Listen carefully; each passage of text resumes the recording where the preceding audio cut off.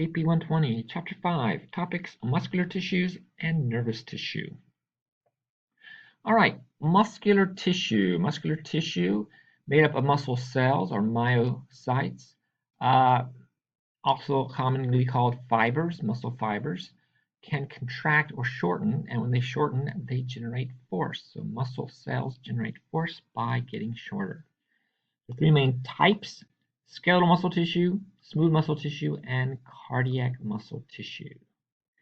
And it's important to note that muscle cells, muscle fibers, do not divide, but they can grow larger. So when someone bulks up, they're not getting more muscle cells, they're just making the ones they have bigger. Functions of muscles. Movement. Movement is a big thing, moving the body throughout the external world, moving materials inside the body. Protection.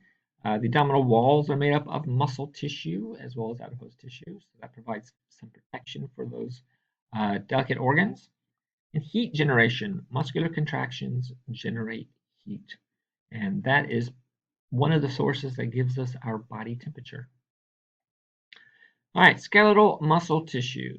Skeletal muscle tissue, surprise, surprise, are in the muscles that attach to the skeleton primarily. So they attach to bone, usually, and are controlled by conscious effort, usually. So we voluntarily control skeletal muscle tissue. We send a nerve impulse to the tissue to cause it to contract or relax. Now, muscle fibers structurally are extremely long and thin and cylindrical in shape. These extremely long cells are striated. That is, you see this repeating dark light, dark light, dark light pattern. And it's multinucleated, has many nucleuses. So we can see 1, 2, 3, 4, 5, 6. It's like almost at least 6 in this cell. 1, 2, 3, 4, maybe 4 or 5 in that one.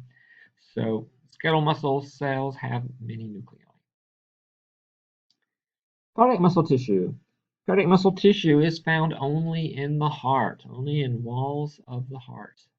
And cardiac muscle tissue is involuntarily controlled. We do not have to think about the heart to make it beat. It does it all on its own. So when we look at cardiac muscle tissue, we see that the cells are shorter and they branch sometimes. So cardiac muscle cells are shorter than skeletal muscle cells. They connect to each other via cell-cell connections called intercalated discs. So there's usually a dark structure, a dark protein-dense structure connecting to adjacent cardiac muscle cells.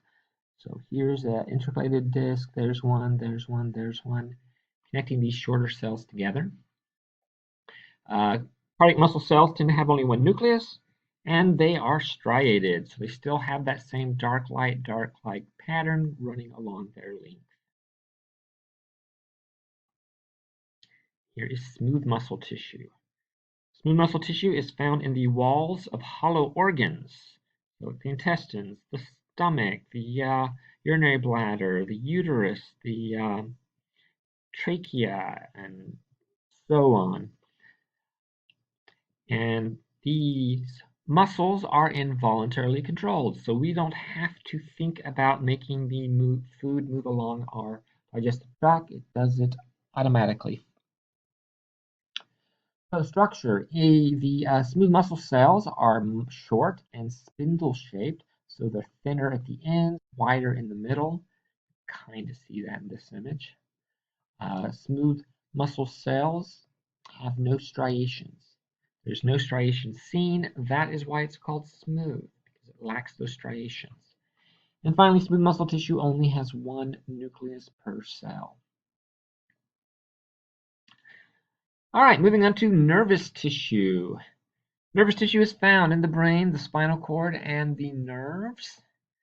The most famous cell of the nervous tissue are the neurons. So here is a cartoon view of a neuron. Here is part of a neuron in an actual slide.